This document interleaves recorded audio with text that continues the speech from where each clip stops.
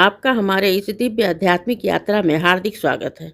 आप सुन रहे हैं भविष्य पुराण सनातन धर्म के उस महान ग्रंथों में से एक, जिसमें जीवन, धर्म, कर्म और आने वाले समय के गूढ़ रहस्यों का वर्णन मिलता है। इस श्रृंखला में हम आपके लिए इस पावन ग्रंथ के ही प्रत्येक अध्याय का संस्कारिक पाठ प्रस्तुत करेंगे। आइए इस ज्ञान, धर्म और सत्य की यात्रा को आरंभ करें, जहाँ हर शब्द में छिपा है जीवन का मार्ग और हर कथा देती है हमें सही दिशा। सनातन ज्ञान की ही इस पवित्र धारा में डूबकर अपने जीवन को अर्थपूर्ण बनाएं। हर हर महादेव। ओम नमः शिवाय। एक वैश्य तथा ब्राह्मण की कथा। सूर्य मंदिर में पुराण वाचक एवं भगवान सूर्य को स्नान आदि कराने का फल। ब्रह्मा जी बोले, दिन दिन मैं आपको पितामह और कुमार कार्तिकेय का एक आख्यान सुना रहा हूँ, जो पुण्यदायक और पापनाशक तथा कल्याणकारी है। एक बार सभी लोगों के रचयिता पितामह सुख पूर्वक बैठे थे।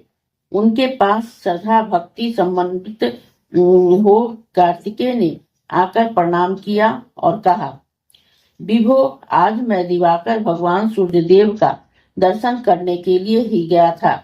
प्रदक्षिणा करके ही मैंने उनकी पूजा की और परम भक्ति और श्रद्धा से मस्तक झुकाकर उन्हें प्रणाम किया और वहीं बैठ गया। वहां मैंने एक महान आश्चर्य की बात देखी।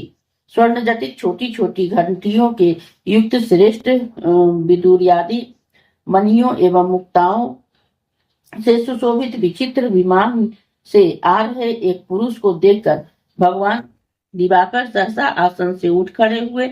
उन्होंने सामने आए हुए उस पुरुष को अपने दाहिने हाथ से पकड़कर अपने सामने बैठाया और उसके सिर को सूंघा और उसका पूजन किया। तदंतर समीप में बैठे हुए उस पुरुष से भगवान सूर्य ने कहा, हे भद्र, आपका स्वागत है। आपका हम सब पर बड़ा प्रेम है। आपने बहुत आनंद दिया है। जब तक महाप्रलय नहीं होता तब तक आप मेरे समीप रहें। उसके पश्चात उस स्थान को जाएं जहां ब्रह्मा स्वयं स्थित है। इसी बीच भगवान सूर्य के सामने एक श्रेष्ठ विमान पर आसीन दूसरा पुरुष आया। उसका भी सूर्य भगवान ने उसी प्रकार आदर किया और उसे भी विनम्र भाव से वहीं बैठाया। देवाशार्दुल भगवान सूर्य के द्वारा की गई उस दोनों की पूजा देखकर मेरे मन में बड़ा ही कौतूहल उत्पन्न हो गया। अतः मैंने भगवान भास्कर से पूछा, देव, पहले जो यह मनुष्य आपके पास आया है और जिसे आपने अधिक संतुष्ट किया है, इससे कौन सा ऐसा पुण्य कर्म किया है जो कि इसकी आपने स्वयं ही पूजा की है? इस विषय को लेकर मेरे हृदय में विशेष रूप से कौतूहल उत्पन्न हो गया। उसी प्रकार से आपने दूसरे मनुष्य की भी पूजा की है। ये दोनों सब प्रकार के पुण्य कर्म करने वाले उत्तम जनों से भी श्रेष्ठ मनुष्य हैं। आप तो सदा ही ब्रह्मा, विष्णु और शिव आदि देवताओं के द्वारा ही अर्जित पूजित होते हैं। फिर भी आपके द्वारा ये दोनों किस कारण पूजित हुए? देवेश, मुझे आप इसका रहस्य बताएं। भगवान सूर्य ने कहा, महामते, आपने इनके कर्म के विषय में बहुत अच्छी बात पूछी है। जिस कारण से ये मेरे पास आए हैं उसे आप श्रवण करें। पृथ्वी तल पर अयोध्या नाम की एक प्रसिद्ध नगरी है, जो मेरे अंश से ही उत्पन्न राजाओं द्वारा अभिरक्षित है। उस अयोध्या नामक नगरी में धनपाल नाम का एक श्रेष्ठ वैश्य रहता था। उस पुरी में उसने एक दिव्य सूर्य मंदिर बनवाया और बहुत से श्रेष्ठ ब्राह्मणों को बुलाकर उसकी पूजा की। इतिहास पुराणों के वाचकों को की विशेष रूप से पूजा की और उसने पुराण श्रवण करने की प्रार्थना की तथा कहा कि दुर्श्रेष्ठ, इस मंदिर में यह चारों वर्णों का ही समूह पुराण श्रवण करने का इच्छुक है। अतः आप पुराण श्रवण कराएं, जिससे कि भगवान सूर्य मेरे लिए 7 जन्म तक वर देने वाले हों। आप 1 वर्ष तक मेरी दी हुई वृत्ति को ग्रहण करें। उन्होंने वैश्य धनपाल के आग्रह को स्वीकार कर लिया, परंतु 6 मास में ही वैश्य धनपाल काल धर्म को प्राप्त हो गया। हे कुमार, वही यह वैश्य है वही अवैध है, मैंने उसी को लाने के लिए ही विमान भेजा था।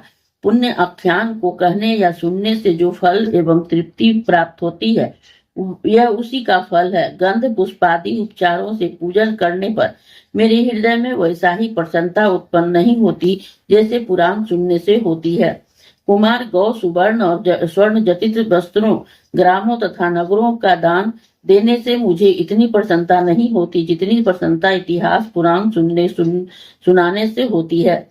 मुझे अनेक खाद्य पदार्थों द्वारा किए गए श्राद्धों से वैसी प्रसन्नता नहीं होती जैसे पुराण वाचक से होती है।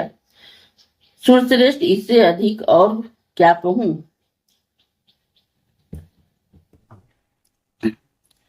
इस रहस्ययुक्त पवित्र आख्यान से वाचक के बिना मुझे अन्य कुछ भी प्रिय नहीं है। नरोत्तम, यह जो दूसरा ब्राह्मण यहाँ आया है, यह भी उसी श्रेष्ठ अयोध्या नगरी में उत्तम कुल का ही ब्राह्मण था। एक बार यह परम श्रद्धा भक्ति से ही समन्वित होकर धर्म की उत्तम कथा को सुनने से के लिए गया था। वहां पर उसने भक्ति पूर्वक उत्तम पवित्र आख्यान को सुनकर वह उन महात्मा वाचक की प्रदक्षिणा की। तत्पश्चात यह ब्राह्मण उस परम तेजस्वी वाचक को दक्षिणा में एक मासा स्वर्ण दान देकर परम आनंदित हुआ। यही इसका पुण्य है जो यह मेरे द्वारा सम्मानित हुआ और उसी पुण्य कर्म का परिणाम है। श्रद्धा भक्ति समन्वित हो जो व्यक्ति वाचक की पूजा करता है, उसी से मैं भी पूजित हो जाता हूँ। जो मनुष्य अच्छे से अच्छे भोज्य पदार्थों के द्वारा वाचक को परितृप्त करता है, उसी से मेरी भी संतृप्ति हो जाती है। मेरी संतानें यमी, सनी, मनु और तप्ती मुझे उतने प्रिय नहीं है जितना मुझे कथावाचक प्रिय हैं। वाचक के संतुष्ट होने पर सभी देवता प्रसन्न हो जाते हैं, इसमें कोई भी संदेह नहीं है। क्योंकि हे देव सेनापति, सबसे पहले संसार के द्वारा पूज्य जो मेरा मुख है, उसी मुख से ही संसार का कल्याण करने के लिए के निर्मित सभी इतिहास पुराणादि ग्रंथ प्रकट हुए। महामते, मुझे पुराण वेदों से भी अधिक प्रिय है।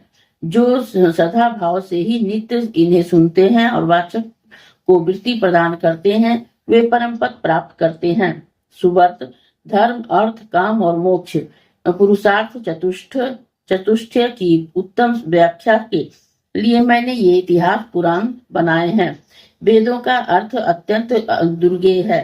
अत्यंत महामते, इनको जानने के लिए ही मैंने इतिहास पुराणों की रचना की है। जो मनुष्य प्रतिदिन पुराण श्रवण का उत्तम कार्य करवाता है, वह सूर्यदेव से ज्ञान प्राप्त कर परम पद को प्राप्त करता है। वाचक को जो दक्षिणा देता है, यह सूर्यदेव के लोक को प्राप्त करता है। हे सूर्य श्रेष्ठ, इसमें आश्चर्य क्या है। जैसे देवताओं में इंद्र श्रेष्ठ है, शास्त्रों में वज्र श्रेष्ठ है, और जैसे तेजस्वियों में अग्नि, नदियों में सागर श्रेष्ठ माना गया है, वैसे ही सभी ब्राह्मणों में इतिहास पुराण वाचक ब्रह्मा श्रेष्ठ है। जो मनुष्य भक्ति पूर्वक पुराण वाचक का पूजन करता है, उसे उस पुण्य कर्म द्वारा ही संपूर्ण जगत पूजित हो जाता है। ब्रह्मा जी ने पुनः कहा कि दिन दिन देवेश्वर भगवान सूर्य की मंदिर में जो मनुष्य धर्म का श्रवण करता है या कराता है, उसके पुण्य से ही वह परम गति को प्राप्त करता है।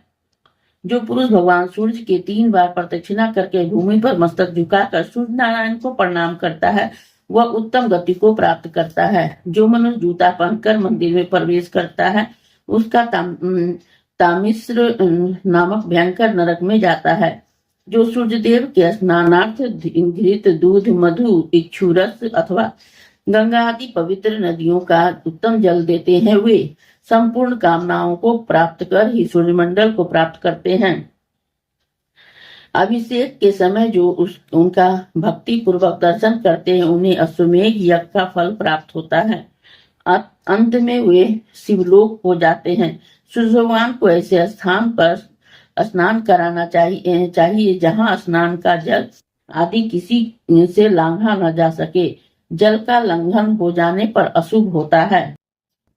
इस अध्याय के श्रवण हेतु आपका हृदय से धन्यवाद। हम आशा करते हैं कि भविष्य पुराण की यह दिव्य कथा आपको आध्यात्मिक शांति, सही मार्गदर्शन और जीवन के गहन सत्य प्रदान कर रही होगी। कृपया अगले अध्याय के लिए ही हमारे साथ जुड़े रहें और अपने विचार एवं भावनाएं कमेंट के माध्यम से अवश्य साझा करें। धर्म, कर्म और ज्ञान की इस पावन यात्रा में आपका साथ हमारे लिए अत्यंत अनमोल है। हर हर महादेव। ओम नमः शिवाय। यदि यह प्रस्तुति आपको पसंद आई हो, लाइक करें, कमेंट करें, सब्सक्राइब जरूर करें, बेल आइकॉन दबाना ना भूलें ताकि अगला अध्याय आपसे छूटे नहीं। और इस पावन ज्ञान को ही शेयर करें अपने परिवार और मित्रों तक।